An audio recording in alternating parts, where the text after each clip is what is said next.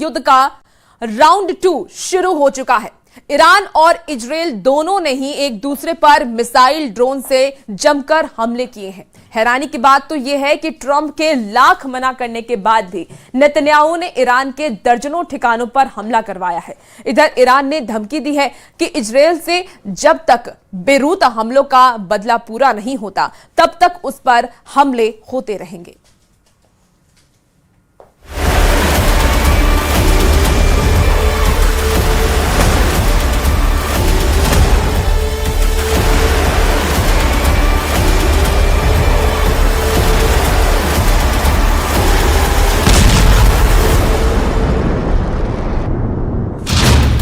Iran का operation नसर शुरू। 62 दिन बाद इजराइल पर हमला।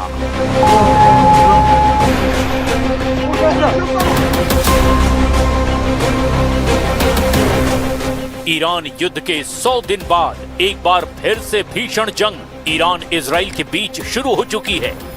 ईरान ने जिस तरह से इजराइल पर दनादन बैलिस्टिक मिसाइलें दागकर बेरूत हमलों का बदला लिया है, उससे नेतन्याहू पूरी तरह से बौखला गए हैं।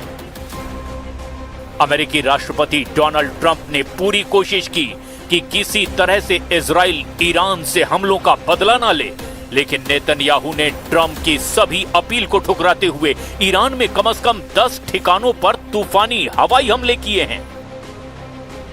इजराइल ने तेहरान, तबरीज, करज और ईरान के परमाणु ठिकाने एस्फान पर जो हमले किए, उससे भारी तबाही हुई है। इधर ईरान ने ऑपरेशन नसर यानी कि विजय के तहत इजराइल पर 11 से ज्यादा बैलिस्टिक मिसाइल और जेट पावर ड्रोन से हमला किया है।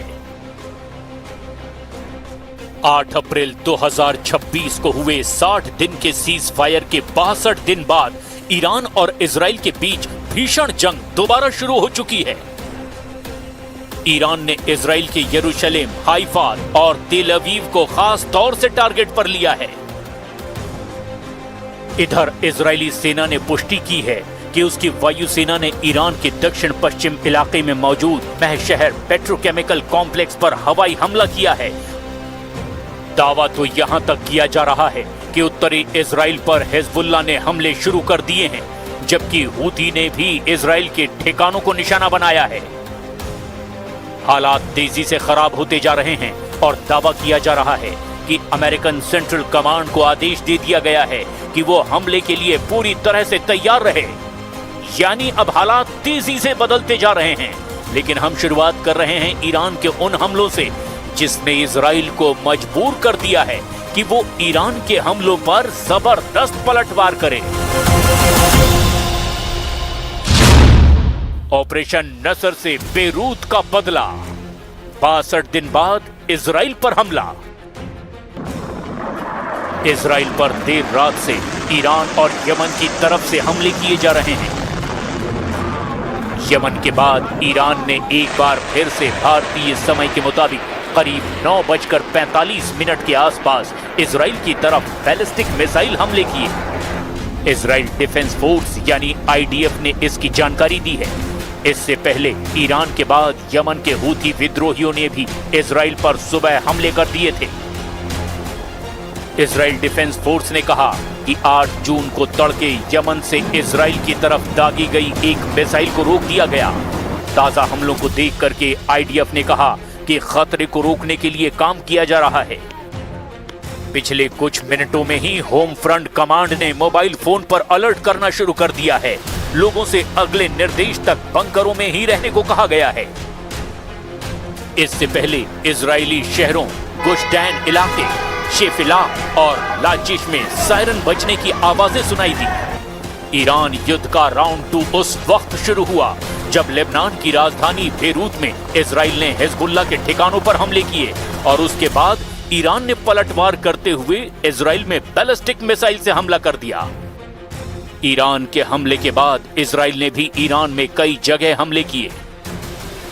ईरान की तरफ से दावा किया गया है कि उसने लेबनान में हिजबुल्लाह पर हुए हमलों का बदला लेना शुरू कर दिया है और इस वक्त ईरान बेरूत हमलों का बदला लेने के लिए इजराइल के खिलाफ ऑपरेशन नसर यानी ऑपरेशन विजय चला रहा है। अब आप ये जान लीजिए कि ईरान ने इजराइल में कहां-कहां हमले किए हैं।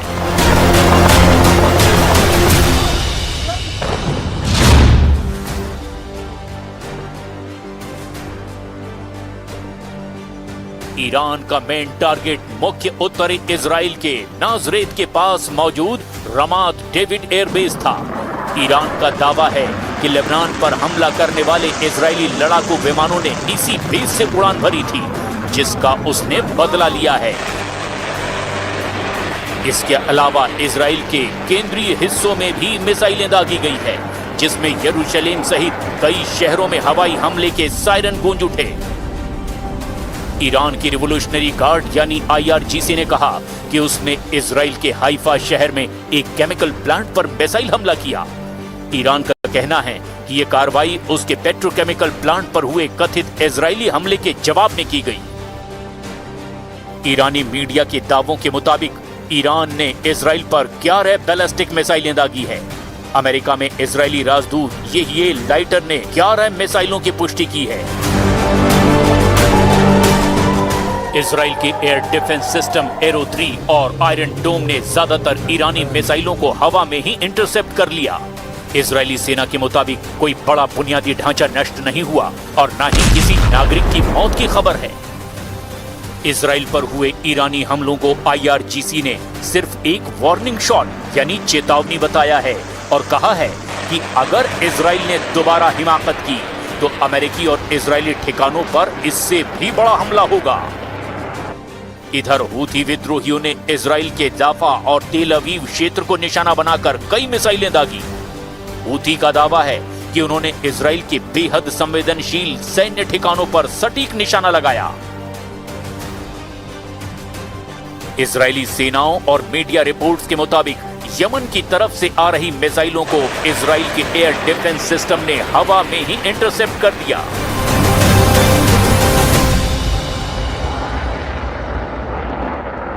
کودککش صهیونیستی با عبور از همه خطوط قرمز و افزایش حملات در جنوب لبنان زاویه بیروت را هدف قرار داده است. قبلا اخطار داده بودیم در صورت گسترش جنایت در زاویه بیروت اهدافی را در سرزمین‌های اشغالی مورد هجوم قرار می‌دهیم. ارتش صهیونیستی باید حملات خود به جنوب لبنان و زاهیه را متوقف نماید و در صورت گسترش حملات خود به آن منطقه و یا پاسخ به اقدام ایران با ضربات کوبنده تر و پشیمان کننده روبرو و حملات ویرانگری علیه رژیم و حامیان آن آغاز خواهد شد. ईरान पर मत करो हमला, ट्रंप की अपील को नेतन्याहू का ठेंगा। ईरान युद्ध में सेकेंड राउंड अटैक से अगर सबसे ज्यादा कोई नाराज और खौफ में है तो अमेरिका के राष्ट्रपति ट्रंप को पूरा यकीन है कि कतर, पाकिस्तान और ओमान की मध्यस्थता के जरिए वो ईरान से एक ऐसा समझौता कर लेंगे जो ईरान के लिए बहुत बड़ी हार साबित हो सकती है। इसीलिए जैसे ही ईरान ने इजराइल से बेरूत पर हमले का बदला लिया, ईरान ने ट्रंप के मिशन को ठेंगा दिखाते हुए इजराइल पर ताबड़तोड़ मिसाइल हमले शुरू कर दिए। इन हमलों के तुरंत बाद राष्ट्रपति ट्रंप ने ईरान को चेतावनी और धमकी देने की बजाय इजराइल के पीएम नेतन्याहू को धमकाना शुरू कर दिया कि वो अब ईरान के हमलों का बदला ना लें। ट्रंप ने फाइनेंशियल टाइम्स को दिए इंटरव्यू में साफ कहा, ईरान पर मत करो हमला। ट्रंप ने नेतन्याहू को धमकाया। नेतन्याहू के पास अमेरिकी डील मानने के अलावा कोई रास्ता नहीं होगा। फैसले मैं लेता हूं, नेतन्याहू फैसले नहीं लेते। ट्रंप ने एक्सियोस के पत्रकार बराक राविद को दिए फोन इंटरव्यू में कहा कि वे तुरंत नेतन्याहू यानी बीबी को कॉल करके ईरान पर पलटवार न करने के लिए कह रहे हैं। ट्रंप का कहना था, दोनों ने अपना अपना शौक पूरा कर लिया।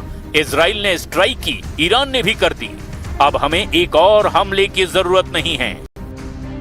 ट्रंप ने फॉक्स न्यूज को बताया कि इस मिसाइल हमले से ठीक पहले अमेरिका और ईरान एक न्यूक्लियर शांति समझौते के बेहद करीब या यूं कहें कि महज कुछ दिन ही दूर थे। ट्रंप का मानना है कि इस हमले के बावजूद पर्दे के पीछे बातचीत चलती रहेगी, लेकिन ट्रंप के तमाम धमकी और चेतावनी के बावजूद नेतन्याहू ने ईरान पर हमले के आदेश अपनी सेना को दे दिए और ईरान पर हमलों की झड़ी लगा दी। ट्रंप नेतन्याहू के इस कदम से हैरान रह गए। משטר הטרור האיראני הפר את הפסקת האש לאחר חודשיים. הוא פתח באש וירה לעבר ישראל. הבוקר צה"ל יצא לשני גלי תקיפה לעבר מטרות של משטר הטרור האיראני. בגל התקיפה הראשון עשרות מטוסי קרב תקפו מערכות הגנה המהוות את שכבת ההגנה של המשטר. בגל התקיפה השני תקפנו את המתחם הפטרוכימי במעשהר שבדרום מערב איראן. במתחם הזה יוצרו חומרים ורכיבים חיוניים לתוכנית הטילים של המשטר. ईरान के परमाणु ठिकानों पर इजरायली हमले। 7 जून की रात ईरान ने इजराइल पर हमले किए और 8 जून की सुबह तड़के इजराइल ने ईरान पर हवाई हमला करके कोहराम मचा दिया। इजराइल ने फाइटर जेट, मिसाइल और ड्रोन से ताबड़तोड़ हमले ईरान पर शुरू कर दिए। ईरान ने फिर दोहराया कि वो इजराइल के हमलों का बदला जरूर लेगा।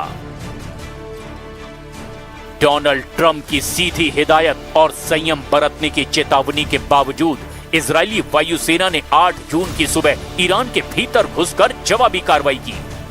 इजराइल ने ईरान के महाशहर पेट्रोकेमिकल कॉम्प्लेक्स पर जबरदस्त हमला किया।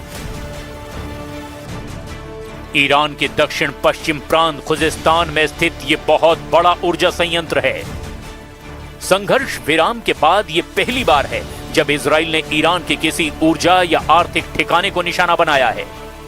इसके अलावा ईरान के मध्य और पश्चिमी हिस्सों में भी missile launch sites, radar system और सैन्य ठिकानों को निशाना बनाया गया। ईरान के तेहरान, इस्फान, कारज और तबरीज शहरों में तेज धमाकों की आवाज सुनाई दी।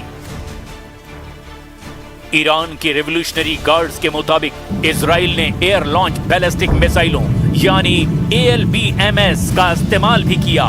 इन मिसाइलों को इजरायली जेट्स ने ईरान की वायु सीमा के बाहर या सीमा के नजदीक से दागा है।